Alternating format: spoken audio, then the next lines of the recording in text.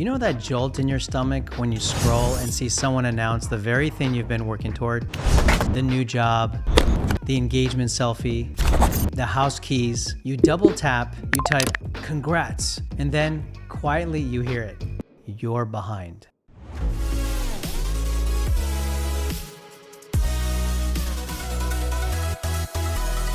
So you close the app and you take stock. Breakfast made, emails are answered. You showed up to the meeting you were dreading and held your ground. But none of it looks like a milestone. None of it looks share-worthy.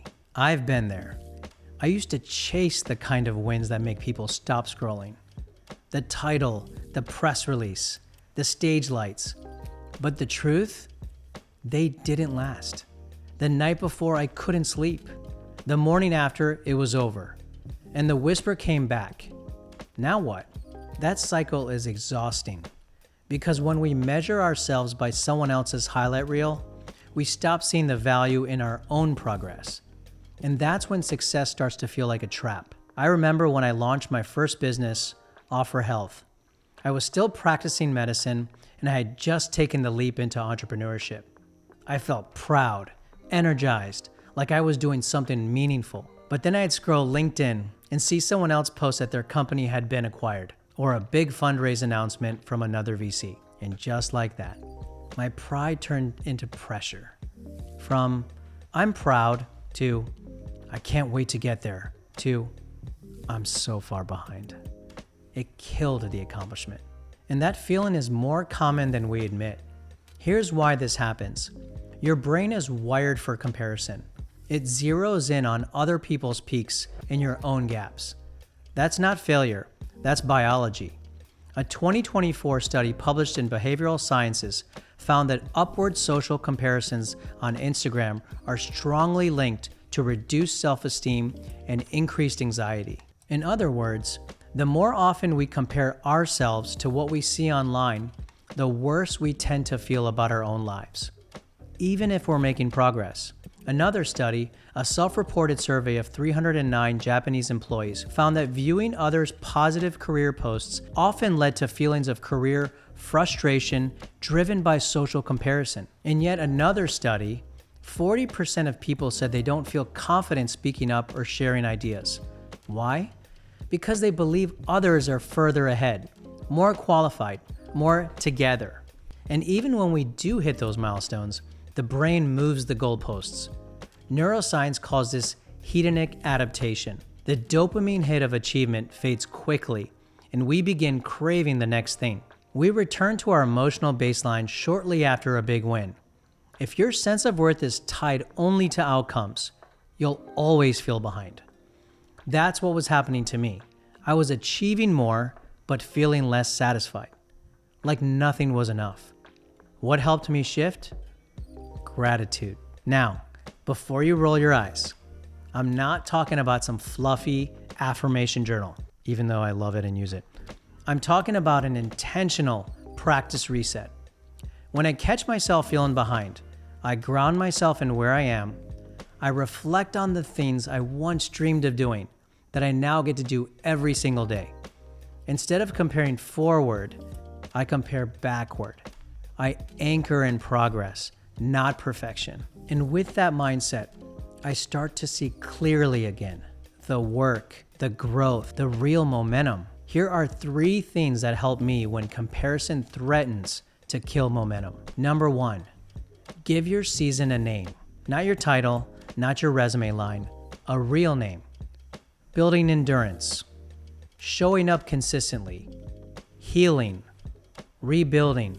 It reframes daily efforts as essential chapters, not filler. Number 2, set a micro quota, 1 to 3 tangible, achievable actions per day. A 20-minute walk, 1 tough email, 30 minutes of focused work. Success isn't a climax. It's compounding evidence that you're moving forward. Number 3, keep a private progress file. Each Friday, take 5 minutes to reflect. What did I complete? What challenged me? What helped someone else? Save it. So when the voice says you're behind, you have proof that you're not. Looking back, I realize now, I wasn't behind it all. I was building something from scratch. I was creating, risking, learning.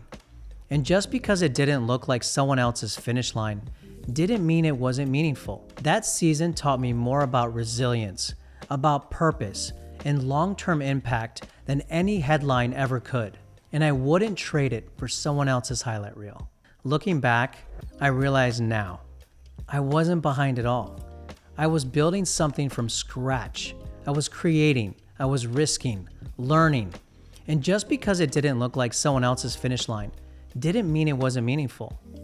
That season taught me more about resilience, about purpose, and long-term impact than any headline ever could. And I wouldn't trade it for someone else's highlight reel. And here's the bigger truth. You're not behind. Success isn't the post. It's the quiet commitment to your values when no one is watching. It's the presence to show up anyway. That's not falling behind. That's building something that lasts. And that's how we rise. All right, time to take the host hat off and put the coach hat on. All right, there's some questions I'm going to look up and answer. I just turned 30. Oh man, that's young. And it feels like everyone in my life is sprinting past me. Promotions, engagements, dream vacations. I'm still figuring out what I even want to do. I'm happy for them, but every scroll just makes me feel more stuck. How do I stop feeling like I'm failing by comparison? This might sound like common sense, but number one, you should probably scroll a little bit less. Try to say that every time I'm going to go on social media, I'm going to feel worse about all the progress that I've made. It's easier said than done, but this is something that we should be telling each other. Number two, really try to understand the progress that you've made. The problem with social media is we tend to post or talk about things that, the 100th thing that happened in the day that we really want to share. The 99 things that led up to that usually isn't sexy or appealing to other people. And so we need to realize that we're probably doing a lot of things that are about to lead to a highlight reel. So number one, appreciate the work that you're doing. Try not to compare, especially when it comes to age. I'm 30 years old, I'm 40 years old, I'm 50 years old, and I haven't figured it out yet. I actually think, high level, the purpose of life is to take off layers and discover your skills and your best self. And that's a lifelong journey. So it doesn't matter what age you are. If you feel more clarity than you did last year, that is progress and you should be very proud. I hit a big goal last month, a job I worked years to get. I thought I'd feel proud, but it faded so fast. Now I'm already thinking about what's next. And honestly, I feel empty. Why doesn't success feel like enough? And how do I fix that? One way that has helped me, because that's very common to hit a goal and then start thinking about, I want to go here now. It sounds so simple, but trying to be present and enjoying the moment, right? So you have this big milestone. Celebrate it with the people around you. Talk about what you just went through and how you're a different person and how you can apply that to tomorrow. That's it. You start thinking about past. Actually, if we even start thinking about tomorrow, we can start becoming miserable. So think about this moment. The moment we start shifting to the future is the moment we start thinking in a kind of misery state. It's never enough. I know I shouldn't compare myself to people online, but I do. Seeing other people's perfect lives makes mine feel boring and small. I end up deleting the apps, then reinstalling them a week later. How do I break this cycle without becoming a hermit? So I actually think deleting the apps or avoiding the apps is very healthy. Try to push some of the time before you reinstall them and see what happens. You actually might be a little happier. You might feel like you're not comparing as much. But I think that's the challenge that every single person is dealing with, is how do I work on myself, become the best person I can be.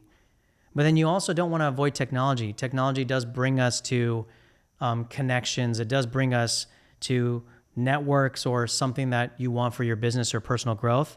So it's that balance of how much weight should I put on social media and other people's lives, if I'm not learning from them, should I be following them or paying attention to them? That's what I do. My wife will make fun of me that, because I have so much personal growth, personal development in my feed, and it's not as much celebrities or stars doing different things. I feel like that helps me because I'm getting encouragement for me to act off camera or off the social media reel versus compare myself and say, how can I get that reel out eventually? So that the shift is, how can I extract value from social media to make me better and happier and more fulfilled versus when I come off social media, I feel like crap. You should do that test sometime. I'm trying to build better habits, eating better, walking more, finally working on a side project. But it all feels too small to matter. I look at where I should be and feel discouraged. How do I make these daily things feel like they're actually moving me forward? So when it comes to things that we can do daily to appreciate what we have, even when it comes to a meal, I usually take my meal, have a conversation, think about what I should be doing the rest of the day. How am I going to have the most successful day? When actually you take all that noise away, and when you have a meal, appreciate your meal, enjoy your meal. And now apply that same concept to a conversation, to sending a thoughtful email, to having a meaningful interaction. Like slow down to speed up, right? Be more present, appreciate every moment. And then if you still feel that way by the end of the day, write something that you learned that day. Write something that you appreciate that happened that day. And slowly that habit can change your whole world on how you are more productive, how you're more fulfilled, and you will actually find more success. One example is, it's been many years since I got my medical degree. And I don't take it for granted, but sometimes I do. Sometimes I say, okay, then after my medical degree, I trained in anesthesiology for many years. And, it almost seems like a notch in the belt. I got this, okay, and then I got to do this, and now I'm building a business, great. Sometimes I have to go back and think about the hours I spent in the medical school library. And I did that for 4 years. And really, it brings me back to appreciate how hard it was to get that degree. And why am I saying this? Because those are the exercises we need to do as we reflect on all the work we've done. It's not very sexy to say I studied for 2 hours in a library, but in the context of showing up when it was really hard to do so, and we didn't know if we were going to make it, if we were going to pass that test, you should give yourself some credit. I think these questions are great. I think it allows me and us to learn from personal experiences as well as some of the science out there. So really want to encourage you to continue commenting and asking questions, and hopefully I can add some value. Remember, trust is the ultimate currency. Vulnerability is a competitive advantage. And imposter syndrome, it's a sign that you're pursuing growth. Never forget, we are made to rise.